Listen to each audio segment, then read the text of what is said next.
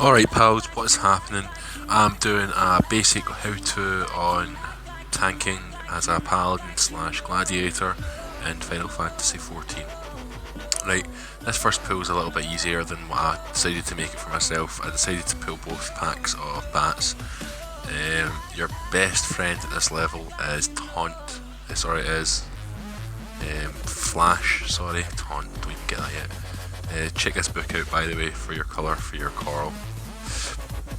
But yeah, flashing increases your threat a lot in this game as a paladin slash gladiator, and it's going to be your best friend. It burns off mana, so you might have to give yourself a second or two between each pull just to generate a little bit more mana again. And then you've got your two attacks at the bottom left. You have yourself Fast Blade and you have yourself Savage Blade. These are combos together. What it basically means is if you use one then the other, it will cause increased threat. Fast Blade being your first one that you've dropped down, that initiates the combo.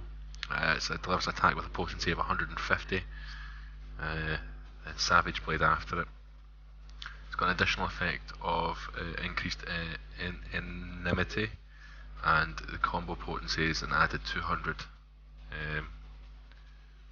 Yeah. While you're in this room, by the way, the clams need to die or else they keep spawning little fiery things.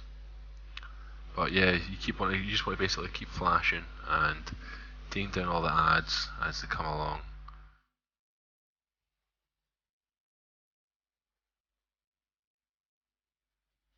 Obviously, here it comes. There's a green coral on the right, so we're going to activate the green coral. You see the blue and you can see the red. This releases the inconspicuous switch. You press that, you don't get a chance to press it because out comes Chopper. Chopper is a coral, or however you pronounce that word. Basically a leopard with floaty mustache hairs. Yeah. If you play Final Fantasy games a lot, you'll recognise these from Final Fantasy VIII, I believe, and Final Fantasy VII, I think they're in. Can't remember what else they're in. But yeah, nice and easy. Just avoid his ground effects, and don't forget your loot.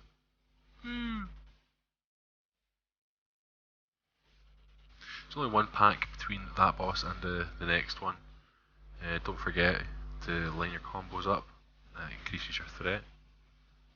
This boss here, this is a good example of where dropping down 3 flashes at first is a good call.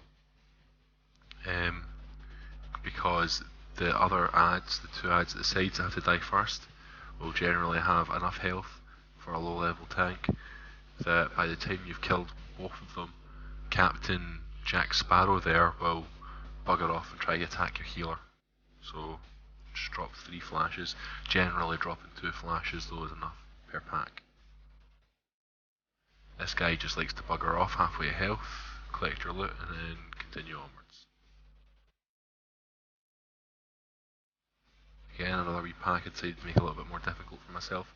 The reason I'm making them more difficult for myself is I'm level 60 and I'm wearing eye level 200 gear, so I don't really need to pay that much attention. I mean, it's all synced down to level, I think, 18 again, but yeah. Pick up the key that one of them drops because it opens up this wee side door for you to get the Wave Rider key, kill the Reaver. I also had 2 other high level characters in this group. I had a ninja and a bard. So yeah, that becomes a pain in the arse for me for trying to keep up with threat. This is the same deal as before, guys. Flash them and drag them over to this side door here, because as you can see, as you just seen there for a second, that we flash off, there is dogs behind that gate that you need to pick up after Captain Mathen gets to, I think, a third of health off, or maybe half health. That's when he spawns them. So try to keep a little bit of mana aside for flashing to catch the doggies with. Yeah.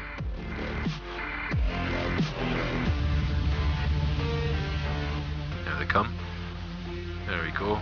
Sorted. Nice and easy. I've picked them all up fine. And he'll do the run off again when he gets to about a third health, maybe a quarter health left. kill the scurvy dogs, pick up your loot, and off you go again.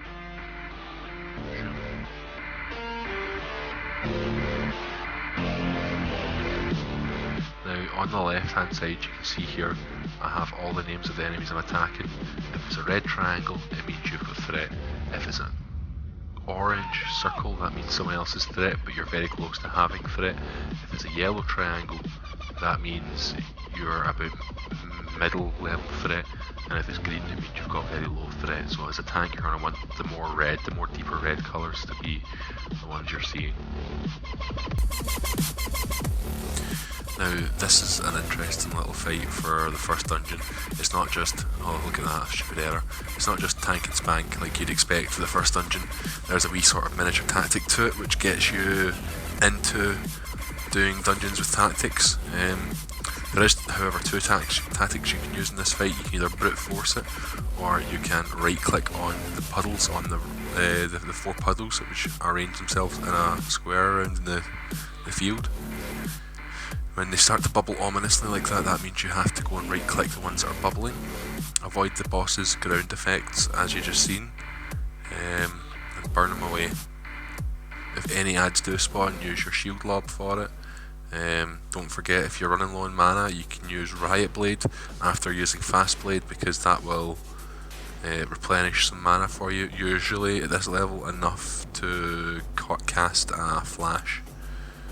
And you have Rampart, is it Rampart I think it's called, and Convalescence. Rampart will heal you, Rampart will increase your defense so you take less damage, and Convalescence will heal you more. And that's more or less everything you need to know for this low level of tanking. Thanks guys, bye!